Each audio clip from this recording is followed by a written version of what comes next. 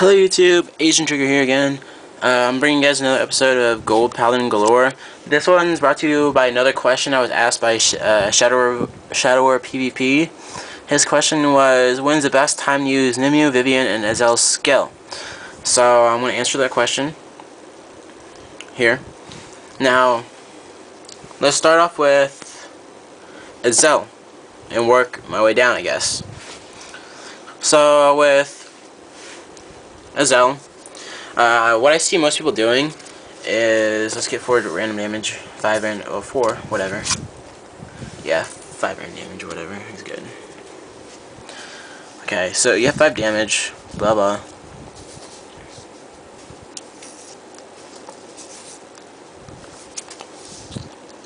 Alright, so you have 5 damage and you want to use Azel's skill, because you can. But however, there are some times where you, like, let's say they're at 4, right? If they're at 4 damage, I say only use it once, because chance you may hit like one of these nasty, stupid triggers that you don't want to hit Azel with on their on his skill check. I'm just gonna call it skill check. It sounds good, right? Anyways, that's the reason why you, if they're at 4 damage, I'd say only use like 1 maybe. The best time to use his Azel's skill, if you really want to put pressure, is when they're at 5 damage and there's not as many cards in their hands.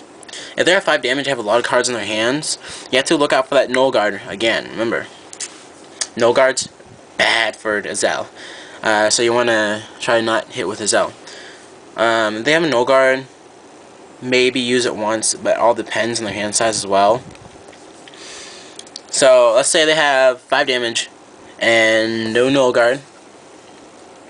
You have to make sure that your field is clear, so you have to premeditate that as well.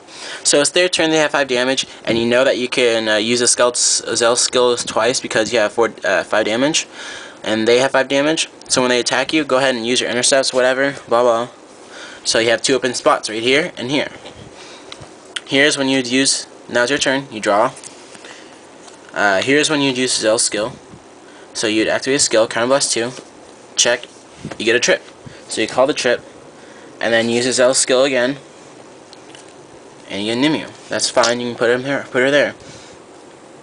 So at this point, Azel's skill will be boosted with that 9, that 7, and then the 10 back here, assuming that you have more units than they do. So at this point is when you'd usually use Azel's skill. When their hand looks a little bit depleted, and they're sitting at 5 damage, and you know you can take them, that's when you'd use it, because that would like supremely put on so much pressure, and then they would have to like either guard their whole hand to survive, which would be fine, or they just have to take the hit and get hurt. Another option is that they use a null guard, but we're assuming they don't have that. That's when you use a Azel's skill. Now, you also asked me about Vivian and Nimue skill. Well, luckily, I checked the Nimue. Usually you wouldn't use them in late game, because you can definitely know that their attacks are not going to hit late game. Now, early game is another thing.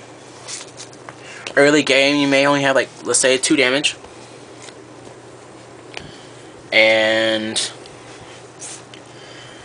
whatever, blah. Early game is not going to be much, so let's break things down a bit.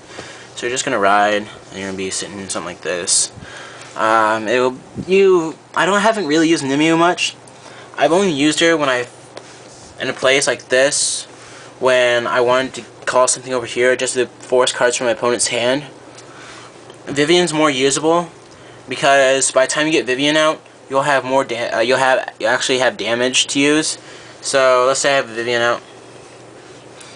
So you'd use Vivian early game, and you swing and you counterblast, blah. That's if it hits. A lot of times people will guard it, and then you check and you call. This is another reason why stand trigger works is Vivian. Vivian trip are reason why stand triggers would work in this deck. Also why stand triggers work in my Grand Blue deck, which is another thing. So that's this episode of Gold Paladin Galore. Peace.